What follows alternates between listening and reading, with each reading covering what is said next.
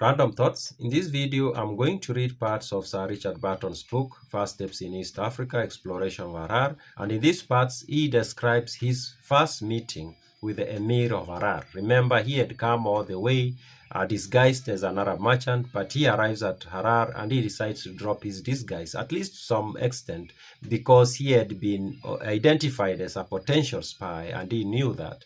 And now he has been allowed to come into the city and he has forged a letter that he says the letter comes from a political maybe agent at Aden, and he's going to deliver this letter to the Emir, and we want to see how the Emir reacts to this. And this is what he says.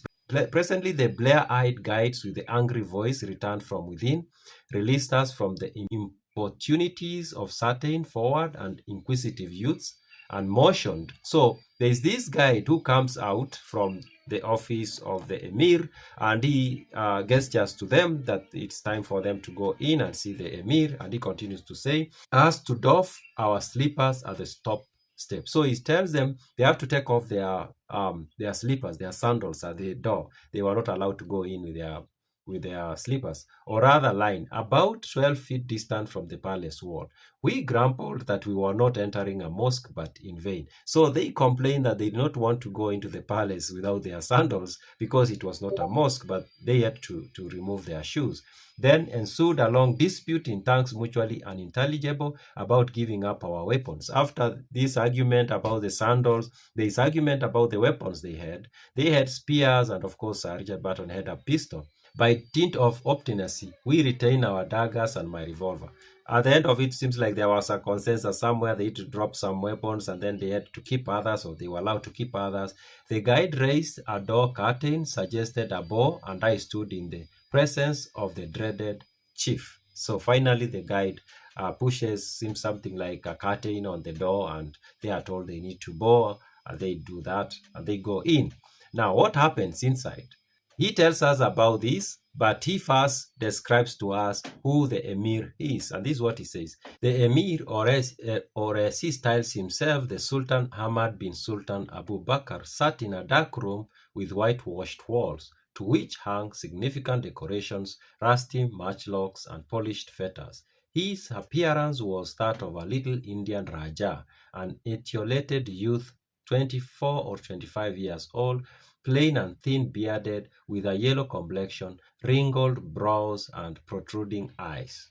So he gives us this image of this Emir. He gives us his full name and how he looks, light-skinned to some extent. He's kind of like not a big guy.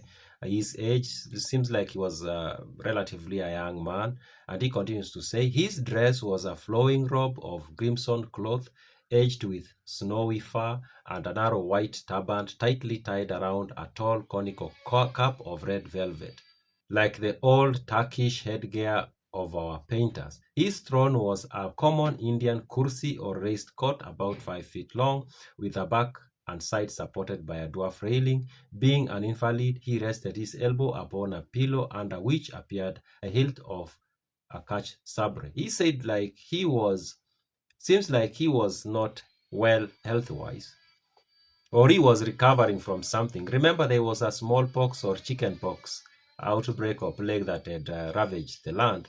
So there is a possibility that that's what he was recovering from, or he was sick of.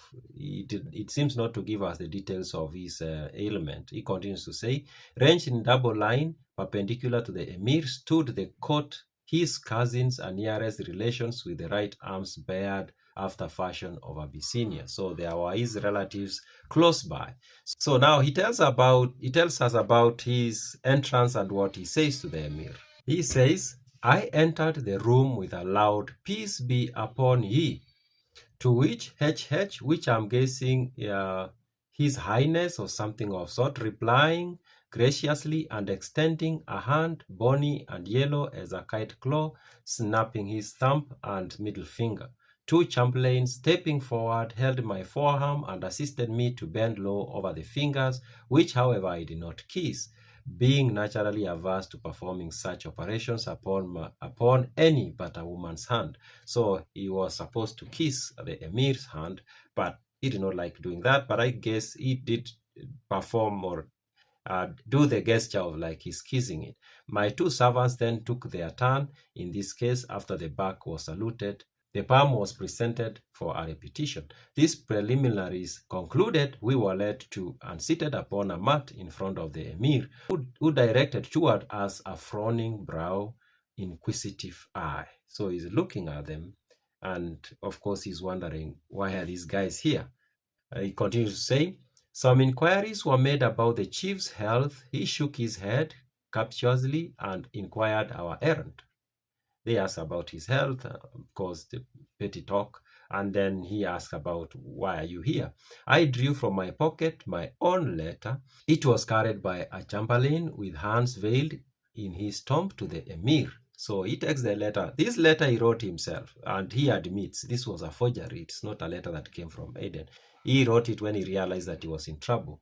And so this letter is given to, of course, a court, maybe somebody who works at the palace, and he takes it to the emir, who, after a brief glance, laid it upon the couch and demanded further explanation. So he reads the letter and he asks more questions. I then represented in Arabic that we had come from Aden bearing the compliments of our Daula or governor, and that we had entered Harar to see the light of His Highness' countenance. This information concluded with a little speech describing the changes of political agents in Arabia and alluding to the friendship formerly existing between the English and the deceased chief Abu Bakr. So seems like he's not representing the British, he's representing the governor of Aden. And he gives this speech explaining some of these changes in Arabia, maybe talking of that they are no longer friends with the British, sort of. That's what he seems to be telling the emir. Then he says, the emir smiled graciously. This smile, I must own, dear L, was a relief. So I think the emir smiled in a way that told Sir Richard Burton, you are not in trouble. We had been prepared for the worst, and the aspect of affairs in place was by no means reassuring.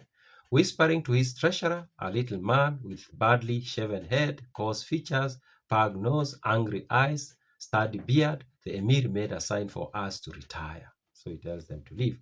The base main was repeated, and we backed out of the audience shed in high favor. According to Grandi Colwyn Bruce, the court of London and that of Abyssinia are in their principles one. The loiterers in the Harar Palace yards who had before regarded us with cutthroat looks now smiled as though they had loved us. So seems like people around were waiting for something, or were looking forward, or were thinking something bad was going to happen to these people. But they go in, they come out, everybody's like, seems like the emir is happy with these people. We can be happy with them, we can smile at them. Marshaled by the guard, we issued from the precincts, and after walking 100 years, entered the emir's second palace, which we were told to consider our home. So yeah, so that's how the encounter between Richard Burton went, the encounter with the emir.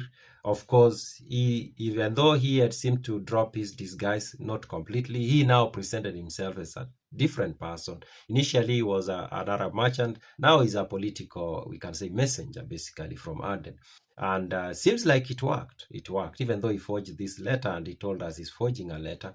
Seems like it worked, and for a moment he's out of trouble. In the next video, we are going to look at the treatment he gets while in Harar. Those are my random thoughts.